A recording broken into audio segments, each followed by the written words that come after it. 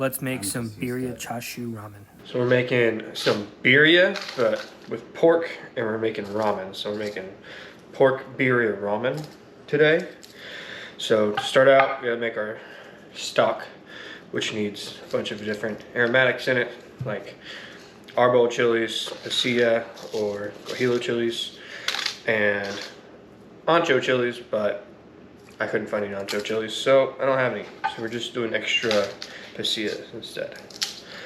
Anyways, you want to remove all these seeds from these peppers, so kind of have to just break them up like such. And I've got a trash bowl here and a bowl for all my stuff right there.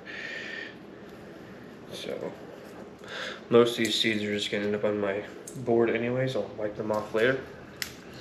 But I just break these in half, these small bowls in half, and drain out the seeds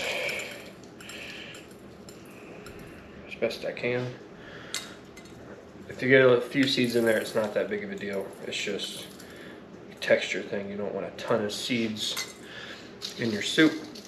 This can be a little tedious, and you should probably wear gloves doing this. I'm probably gonna regret that later. But dried chilies aren't as bad as like fresh chilies when you're doing this. When you're doing fresh chilies, you should definitely wear gloves. Speaking from experience, who's had many parts of their body on fire from not doing that. Order doesn't really matter, but I'm gonna use ginger next and peel this with a spoon. If you just take this spoon and run it along. I don't need this whole thing. I just need like an inch off of it to... Oh, shit. Just shot its load in my eye. And I'm just gonna slice it.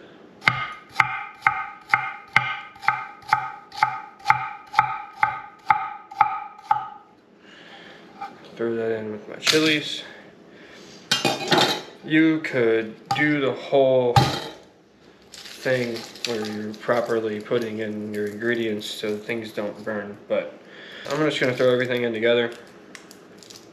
There's an order of events that you probably should do better, but I'm not worrying about that with this dish because I don't plan on cooking it in the pan for very long before I add stock, and so I'm not worried about it burning.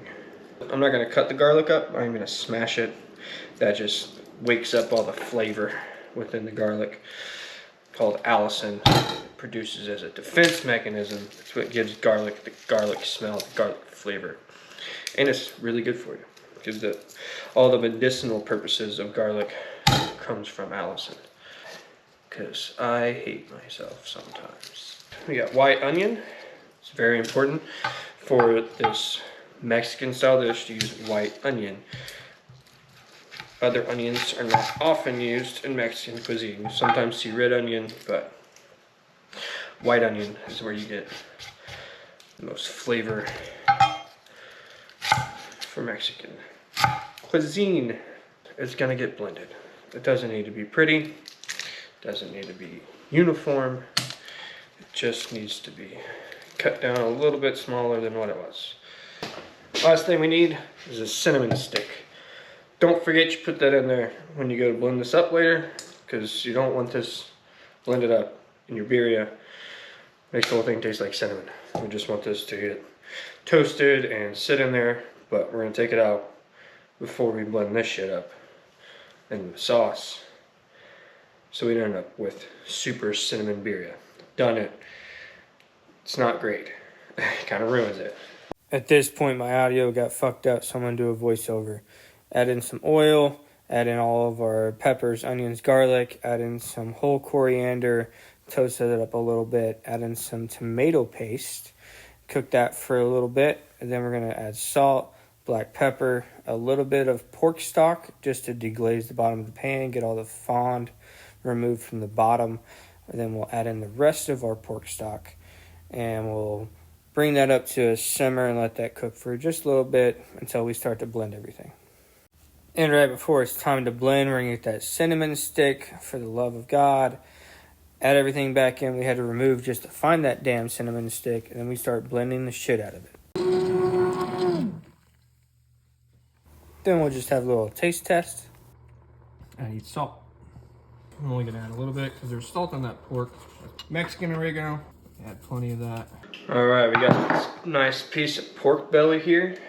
The only problem is it's a little thicker down there as compared to the top. So I'm gonna even this out. But I just wanna get this nice and even as much as possible. I'll probably trim off a little bit of this end here to get rid of, because it's just all fat. But I just wanna make it as evenly thick all the way across as I possibly can. And you don't have to hit hard, it's just a little wax, not really hitting it. Just enough to flatten it out.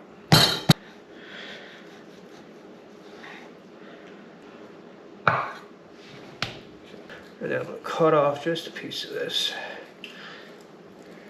meat here to make everything more flat. So for this, we don't need to do anything like seasoning wise other than just salt. I'm just gonna salt both sides using kosher salt. As you can see, it's easy to pinch, spread out evenly. And you wanna go from up above. This helps your salt fall and land in a more even pattern. Roll it up from this side, it's a little bit more pliable.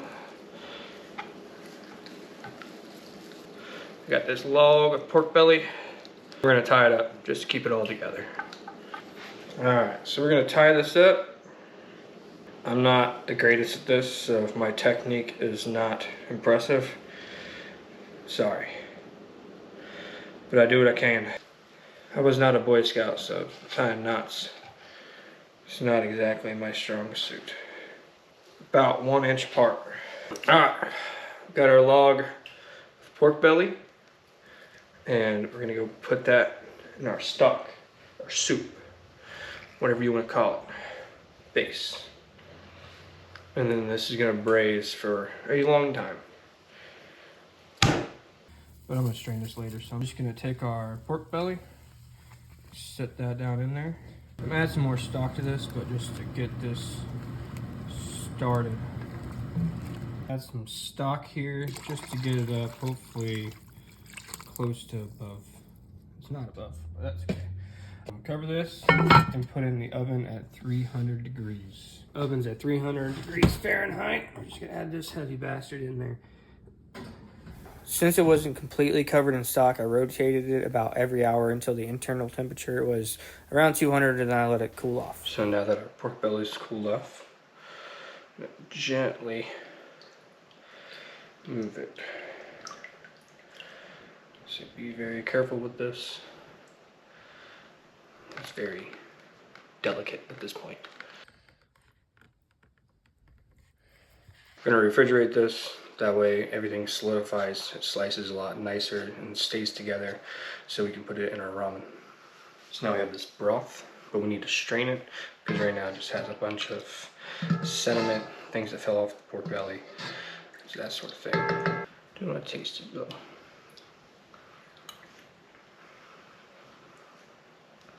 That's delicious. It's gonna be a little tricky. Hopefully we don't screw it up.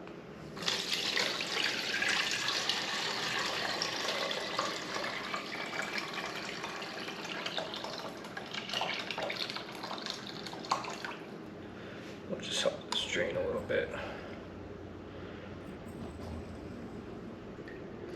One thing is to not like press down on it, because you don't want to push any of this stuff through your mesh and end up in your broth. So taking all that out. As you can maybe see here, there's some oil there sitting on top of fat. You can try to strain that off now, but we're gonna refrigerate this anyways, so that'll solidify on top and we can just remove it that way. So I could tell just from the color that it wasn't red enough. I miscalculated my peppers, so I just boiled some more up, blended them, and added into the broth. Stirred them in. Time to cut up our pork belly, or our chashu, for the ramen. As you can see, it's a lot more solid now. I don't have to be as gentle with it. So these ends here, you're gonna just cut off so you can get a nice straight line. You'll see you can get nice thin pieces. These end pieces you can eat, but I wouldn't serve them to your guests if that's what you plan on doing, because they're not gonna be as pretty. But just get a big knife. You should just cut straight down. You're not gonna do a whole lot of slicing because it's real thick, fat. And get the inside. Looks like this.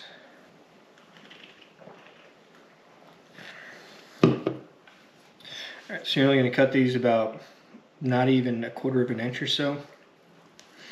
So you can try to do some slicing, but it's mostly just going to go down.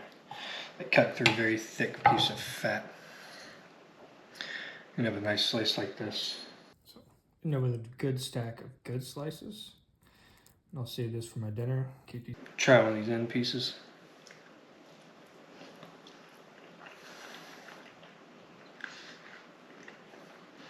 That's going to be really good. Very tender, even like cold like this. Very tender, very easy to eat. Got a nice spice flavor to it from all the braising. And then plenty of salt in there. Not too salty though. Whenever we serve this, we'll probably end up searing or blowtorching these just to give this some color, a little bit of crisp to it. And it'll still be nice and tender whenever I'm serving it. But that's gonna be fucking delicious. I mean, it's pork belly. Of course, it's gonna be tender, very fatty, but fucking delicious. One of my favorite cuts of meat on the planet. All right, I'm gonna skim all of this fat that is solidified on top of our broth because we don't need that much fat in our broth. So I'm gonna take a knife and just cut all the way around it, hopefully. Make some little cuts here and there and try to scoop up as much as possible without breaking off into tiny pieces. So just take my knife, run it along the edge here. Our broth should be pretty thick and kind of gelatinous by itself.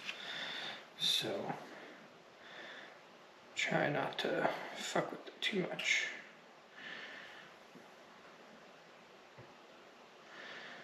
But just run our knife, not a whole lot of force needed.